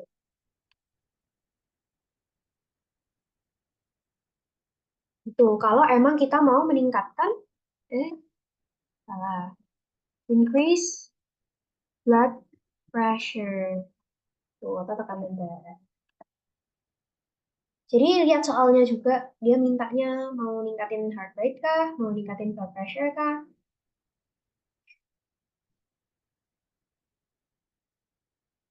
Oke, ini sudah ya tadi nomor 48. 49, bagaimana ADH meningkatkan reabsorpsi air dan meregulasi cairan tubuh. Jadi dia itu, ADH itu meningkatkan permeabilitas air. Detailnya gimana? Caranya adalah dengan membuka channel aquaporin. Berarti yang kita tahu aquaporin 1 itu untuk channel untuk melewatkan air ya. Jadi dia tuh meningkatkan apa sih namanya jumlah aquaporin, permeabilitasnya, akhirnya dia tuh bisa lebih banyak yang lewat airnya ke interstisial gitu. Nah ini terjadi di mana? Sebenarnya tubuh sisal ini kurang spesifik. Harusnya itu di distal akhir, karena di distal awal itu justru dia itu masih lanjutan dari ascending Henle ya. Jadi Henle itu kalau ascending itu kan dia impermeable atau nggak bisa ditembus air. Kalau di distal akhir sama coligens yang medula, itu baru dia permeable terhadap air atau bisa ditembus oleh air gitu. Jadi yang impermeable mungkin aku tulis. Kalau nggak salah ini jadi soal juga deh. Tapi nggak tahu ya. Ascending Henle dan distal awal. Oke. Impermeable terhadap air. Lanjut. Ini tuh harusnya hiperdehidrasi ya. Kalau ini maksudnya hiperdehidrasi benar ya. Kenapa hiperdehidrasi? ADH kan fungsinya untuk mengabsorpsi air. Jadi airnya tuh disimpan gitu sama tubuh. Kalau misalnya ADH-nya turun, airnya nggak kesimpan nih, airnya malah kebuang di urin. Nah, akhirnya tubuhnya dehidrasi kayak gitu. Jadi yang benar A. Nomor satu, mekanisme yang memungkinkan kulit untuk mempertahankan suhu tubuh adalah, ya jawabannya C ya, menghambat aktivitas kelenjar keringat. Nah, kenapa yang lain salah? Pertama, memperbanyak sel darah merah. Aku rasa kurang ada hubungannya ya kalau misalnya sel darah merahnya diperbanyak. Kecuali nanti hubungannya sama mungkin meningkatkan blood flow, maybe. Kemudian yang B, kontraksi otot di bawah kulit. Nah, di sini tuh aku mikirnya, kalau misalnya kontraksi otot di bawah kulit, kontraksi otot tadi butuh apa? Butuh ATP, butuh oksigen, dan lain-lain. Butuh ATP. Untuk menghasilkan ATP, butuh oksigen. Untuk mendapatkan oksigen, kita mendapatkannya dari darah. Nah, kalau misalnya mau darah, berarti harus pembuluh darahnya harus melebar dulu, harus vasodilatasi dulu, supaya darahnya bisa dianterin. Otomatis kalau misalnya darahnya ini dianterin, vasodilatasi, da panas yang disimpan dari darah itu bisa terevaporasi keluar dari kulit bersama dengan keringat. Jadi mekanismenya yang B ini nyambung sama yang D, artinya vasodilatasi dan berkeringat. Keringat ini melepaskan suhu tubuh. Sehingga kalau kita mau mempertahankan harus dihambat nih aktivitas kelenjar keringatnya supaya panas tubuhnya bisa disimpan kayak gitu. Makanya kenapa kalau kita di ruangan yang dingin ya nggak mungkin kalau kita keringetan, kecuali mungkin kita keringat dingin atau kayak nervous gitu. Itu nanti kayak mekanismenya lain, cuman aku belum baca sampai situ. Oke, 52. Glukagon berfungsi untuk menurunkan kadar glukosa. Ini salah ya, karena glukagon, kayak namanya, glukosa. Berarti dia meningkatkan glukosa. Sebab cara kerja glukagon berlawanan dengan insulin itu benar, jadi salah benar. Nih, 53. Kenapa ibu yang baru melahirkan harus segera menyusui bayinya? Nah, jadi jawabannya itu adalah untuk menstimulasi milk sekresi dan milk ejection. Kenapa yang lain salah? Pertama, sekresi oksitosin itu bukan untuk degeneration milk, justru oksitosin itu bisa mendorong prolaktin untuk menghasilkan susu. Yang kedua, sekresi oksitosin untuk milk ejection dan secretion. Nah, ini salah karena oksitosin itu emang bantuin prolaktin, tapi dia nggak untuk sekresi, nggak untuk produksi. Dia cuma untuk ejeksi aja. Jadi ini salah. Hmm. Kemudian sekresi prolaktin untuk meningkatkan GnRH. Nah, ini benar, benar. Eh, salah, sorry. Untuk menurunkan.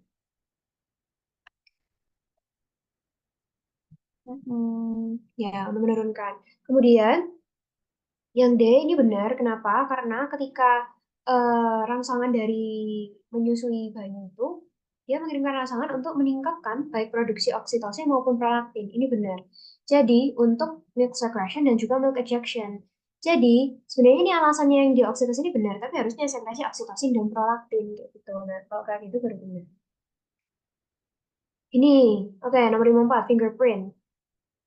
Fingerprint dapat dijadikan bukti dalam forensik sebab fingerprint dibuat atau disebabkan oleh papila dermis yang prominent ke epidermis juga tebal.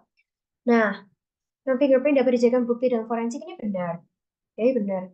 Nah, kemudian disebabkan oleh papila dermis yang prominent, sorry, papila dermis prominent ke epidermis di kulit tebal.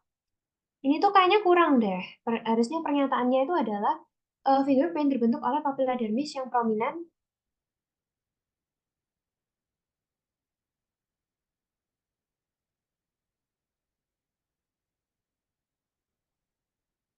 Oke, ini ada yang chat nomor 40, bentar ya. Oke, nomor 54. Jadi, ini benar, papila dermis yang prominent ke epidermis juga tebal itu membentuk fingerprint. Tapi, adanya fingerprint itu sendiri bukan menyebabkan dia bisa dijadikan bukti forensik. Harusnya alasan yang benar adalah fingerprint dapat dijadikan bukti dalam forensik sebab setiap orang memiliki fingerprint yang berbeda atau unik atau dipengaruhi genetik. Nah, itu lebih benar daripada papilla dermis yang prominent karena ini lebih ke menjelaskan bagaimana sih mekanisme terbentuknya fingerprint gitu. Jadi dua-duanya benar tapi nggak berhubungan. Oke, saya nomor 40 dulu.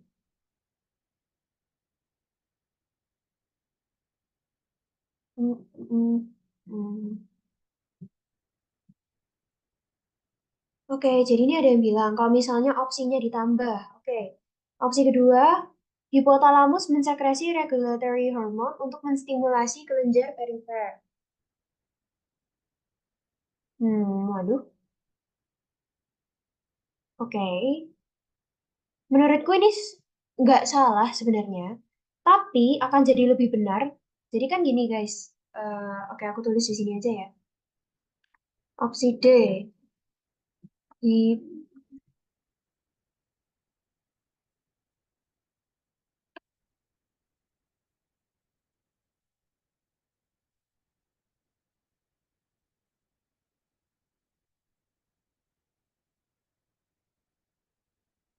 oke thank you.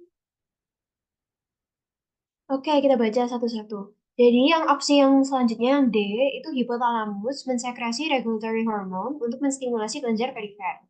Sebenarnya ini nggak salah karena ya emang benar dia mensekresi regulatory hormone. Tapi dia itu kan nggak langsung menstimulasi kelenjar perifernya kan. Dia menstimulasi pituitarinya dulu dan pituitari itu bukan termasuk kelenjar perifer. Jadi mungkin ini tuh lebih ke salah urutannya gitu. Kalau yang E, hypophysiotropic hormone merangsang kelenjar endokrin perifer. Nah, ini sebenarnya sama sih, kayak yang tadi penjelasannya, karena merangsang. Kan hypophysiotropic hormone atau pituitary hormone kan nggak cuma merangsang. Bisa jadi dia menghambat. Nah, makanya itu kenapa dia salah. Jadi paling benar itu mempengaruhi. Kalau misalnya hypophysiotropic hormone merangsang atau menghambat, atau mungkin mempengaruhi kerja dari kelenjar endokrin perifer, nah itu malah lebih merupakan pernyataan yang lebih benar kayak gitu. Kalau misalnya apa sih penjelasan dari aku kayak gitu sih simpelnya. Makasih tadi buat yang apa udah nambahin opsinya, melengkapi opsinya. Sama-sama. Jadi sampai mana? Oh ini. Oke, nomor 55. Ini nomor 55 ini juga ada di PPT. Tapi mungkin untuk menjelaskan singkatnya aja, sirkulasi koronaria itu terjadi ketika ventrikelnya itu relaksasi. Jadi untuk pernyataan yang pertama itu, seingatku, kemarin itu opsinya itu meningkatkan. Pernyataannya itu meningkatkan. Jadi tekanan ventrikel meningkatkan sirkulasi koronaria itu salah, karena justru dia menghambat. Kenapa? Karena sirkulasi koronaria itu terjadi setelah ventrikel kontraksi. Setelah ventrikel kontraksi apa? Berarti ya saat dilatasi. Saat dilatasi. Saat relaksasi gitu. Nah, ketika ventrikel relaksasi, darahnya itu bisa masuk ke sistem koroner. Nah, bayangin ketika darahnya itu, misalnya anggap aja nih, darahnya itu kayak, jantungnya itu kayak besar, terus dia itu mompa. Ketika dia mompa, kontraksi, dia itu malah neken atau mengkonstriksi arteri koronaria yang berada di sekeliling-sekelilingnya, berada di permukaan-permukaannya itu malah ketekan gitu. Nah, baru ketika dia relaksasi, bisa vasodilatasi si koronarianya itu, akhirnya baru bisa masuk darahnya. Jadi kayak simpelnya itu kayak gitu. Makanya kenapa kok ini jawabannya adalah salah-salah. Ini peran sel Sartori dan spermatogenesis ini aku ngambil dari PPT. Mungkin kayak kayaknya nggak perlu aku jelasin lagi karena di PPT udah lengkap dan jelasin untuk semuanya. Jadi ini jawabannya adalah benar semua. Untuk lumen cairnya itu karena gini, karena kan dia sitoplasmanya sel Sertoli itu kan sangat luas ya, sangat luas sampai membentuk seluruh tubuh seminiferusnya gitu. Jadi anggapannya lumen cairnya itu sitoplasmanya sel Sertolinya. Oke, terakhir sifat yang dimiliki oleh sel excitable. Ya, jadi sel excitable itu artinya dia itu mudah dirangsang. Jadi untuk menghantarkan rangsangan dan untuk memberikan respon terhadap rangsangan. Kalau misalnya diregang kontraksi makin kuat, itu bukan sifat excitable, tapi sifat kontraktil. Jadi kan otot itu punya dua sifat, yaitu excitable dan kontraktil.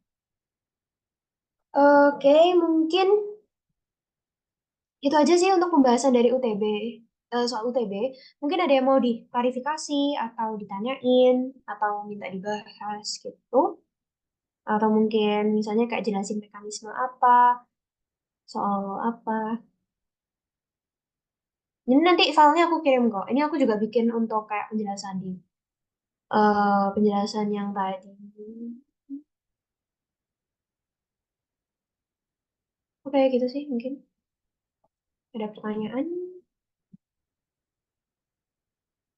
Oke, aku stop sharing dulu. Gak apa-apa guys, puas-puasin aja. Soalnya kan ya habis ini kayak hari Senin kayak gak ada tentiran lagi betul.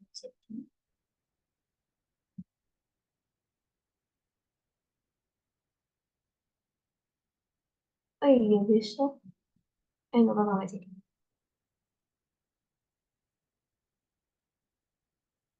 Apa bahas apa gitu ya.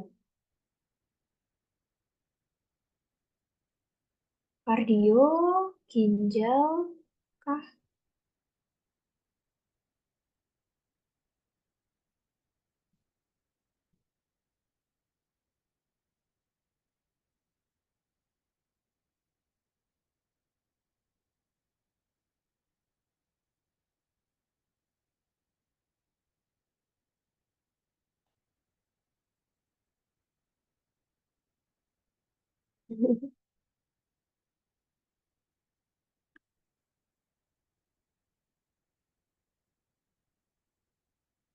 Alexa, tolong jelasin yang ada rumus F-nya tadi, boleh nggak? Boleh, boleh, boleh. Bentar, bentar. Rumus F. Eh, oh ini. Tadi aku belum jelasin ya? Apa udah? Oh, belum ya? Oke, jadi ini ini tuh rumus aku nggak tahu tulisannya, aku nggak tahu cara baca gimana. Poisson law. Intinya dia itu kayak rumus yang menghitung apa sih faktor yang meningkatkan dan menurunkan blood flow.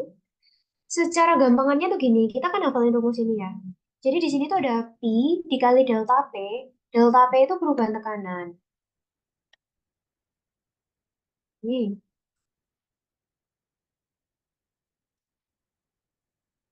kalau R itu kan radius atau diameter, dipangkatin 4. Terus yang kayak N, huruf N ini, itu viskositas. Aku lupa cara bacanya apa. Itu ada kayak cara bacanya tapi aku lupa. Terus ini adalah panjang pembuluh. Jadi sebenarnya dari F itu blood flow ya. Jadi dari sini tuh kita bisa lihat yang di atas itu faktor meningkatkan. Artinya semakin tinggi yang angka-angka di atas ini, semakin tinggi blood flow-nya. Semakin tinggi angka yang di bawah ini, semakin turun blood flow-nya. Jadi yang meningkatkan tekanan itu ada perubahan tekanan, delta P. Ini ya, peningkatan tekanan itu kan sama meningkat, berarti kan perubahan. Em, apa namanya, ada deltanya. Kemudian pelebaran diameter itu R, gitu ya. Jadi ada peningkatan diameter. Kemudian kalau peningkatan viskositas, kita lihat di sini itu justru menghambat. Jadi semakin kental, dia malah semakin susah mengalir. Kemudian untuk panjang pembuluh juga menghambat. Jadi semakin panjang pembuluhnya, juga semakin menurun aliran darahnya, gitu. Sebenarnya simpelnya kayak gitu. Ini rumus hafalan untuk memudahkan menjawab soal ini aja.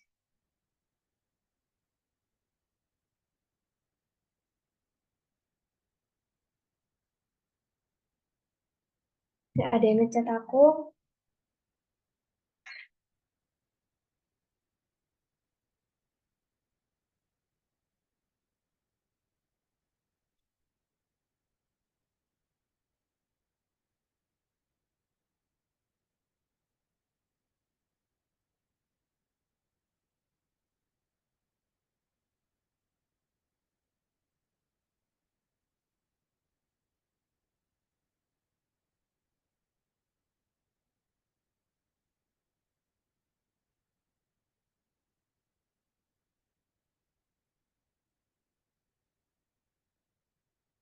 Nah,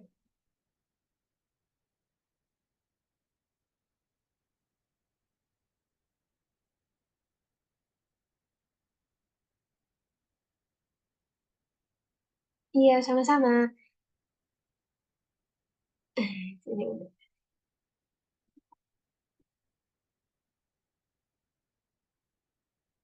Oke, oke, ada yang nanya sih. Itu ada soal gini, mekanisme ketika terdeteksi kadar CO2 tinggi dan itu tadi udah ada deh.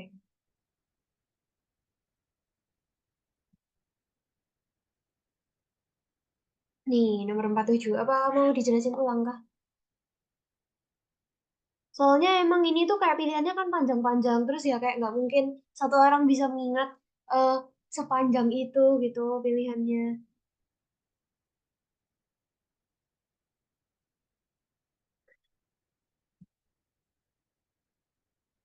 Apa mungkin mau dijelasin ulang atau gimana?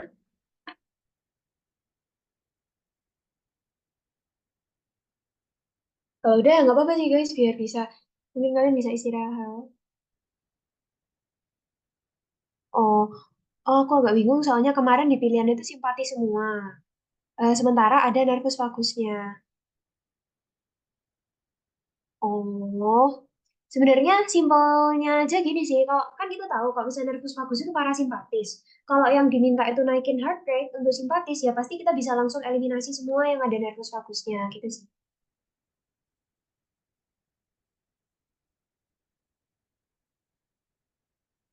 Nggak, tolong jelasin nomor 33. Oke, bentar. Iya, sama-sama. Amin, amin. Nomor 33. Oke, sama-sama.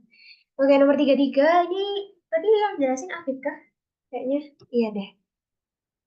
Nah, kalau di itu aku jawabnya viskositas darah. Ini aku udah ngambil dari beberapa sumber. Ini dari fisiologi, aku juga baca dari PPT, dan itu terkait dengan resistensi arterinya. Oke, mungkin jelasin satu-satu. Jadi afterload itu apa sih? Afterload itu resistensi yang dihadapi oleh darah terus setelah adanya ejeksi ventricle. Jadi dia tuh kayak beban yang harus dilawan sama jantung supaya darahnya bisa keluar nih. Gitu. Nah, jadi ada dua set faktor penentu utama. Yang pertama, stres atau tekanan dinding miokard, artinya dari ventrikelnya. Kemudian impedansi masukan. Nah, impedansi atau tahanan masukan itu dari compliance, arteri sama vena, dan resistensi arterinya. Arteri apa ya? Ya, arteri ini. Arteri bisa di aorta, bisa di arteriol, maupun bisa di kapiler gitu. Nah, cuman di sini tuh yang diminta adalah sorry, kapiler nggak termasuk. Jadi cuman kayak aorta, arterial, kayak gitu. Nah, terus di sini tuh ada tiga faktor yang mempengaruhi resistensi. Yang pertama diameter, kedua panjang, ketiga viskositas. Nah, kalau misalnya diameternya itu dia mengecil, otomatis resistensinya meningkat. Kalau dia bertambah panjang, juga sama. Kalau viskositasnya itu juga eh, apa namanya meningkat gitu. Nah, berarti resistensinya itu kayak meningkat juga gitu kan. Artinya dia itu semakin susah untuk lewat gitu. Itu menjadi beban tambahan gitu kalau darahnya semakin kental. Nah, makanya di sini kalau misalnya di perifer itu yang lebih mempengaruhi adalah viskositas darahnya gitu. Viskositas darahnya daripada diameter arterial. Sebenarnya tadi itu aku bingung antara diameter arterial sama viskositas. Tapi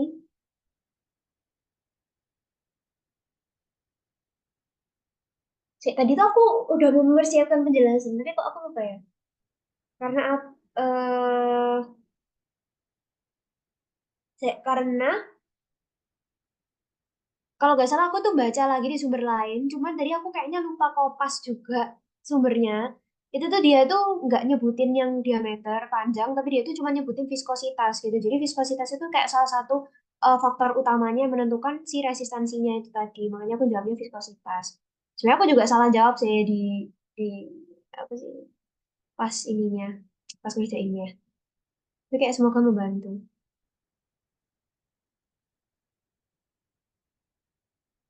Oh iya, tadi kalau GH meningkat itu feedback negatif ke pituitari yang anterior kan ya. Sebenarnya kalau GH meningkat itu feedback negatifnya lebih ke hipotalamusnya sih. Sebentar, apakah kita mau membuka PPT? Seingatku sih ke hipotalamus, rata-rata tuh ke hipotalamus. Endokrin dua, Pak? Satu ya? Satu ya? Hmm, hmm, hmm, hmm. Mana? Hmm, nggak ada gambarnya. Oh ini, ke hipotalamus dulu. Ini bener nggak sih gambarnya jelasinnya? Harusnya itu yang dihambat itu somatokrinin sama somatostatinnya dulu. Tapi ini gini sih, jadi kayak kalau misalnya somatokrinin atau yang releasing yang dihambat, oh berarti kayak nggak ngeluarin lagi. Tapi kalau justru somatostatin atau inhibisinya dihambat, justru dia akan semakin tinggi kiranya.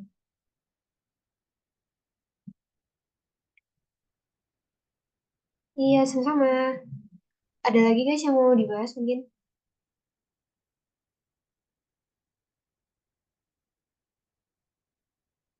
Sini harusnya ada gambarnya kok. Saya tuh, aku tuh pernah lihat gambarnya.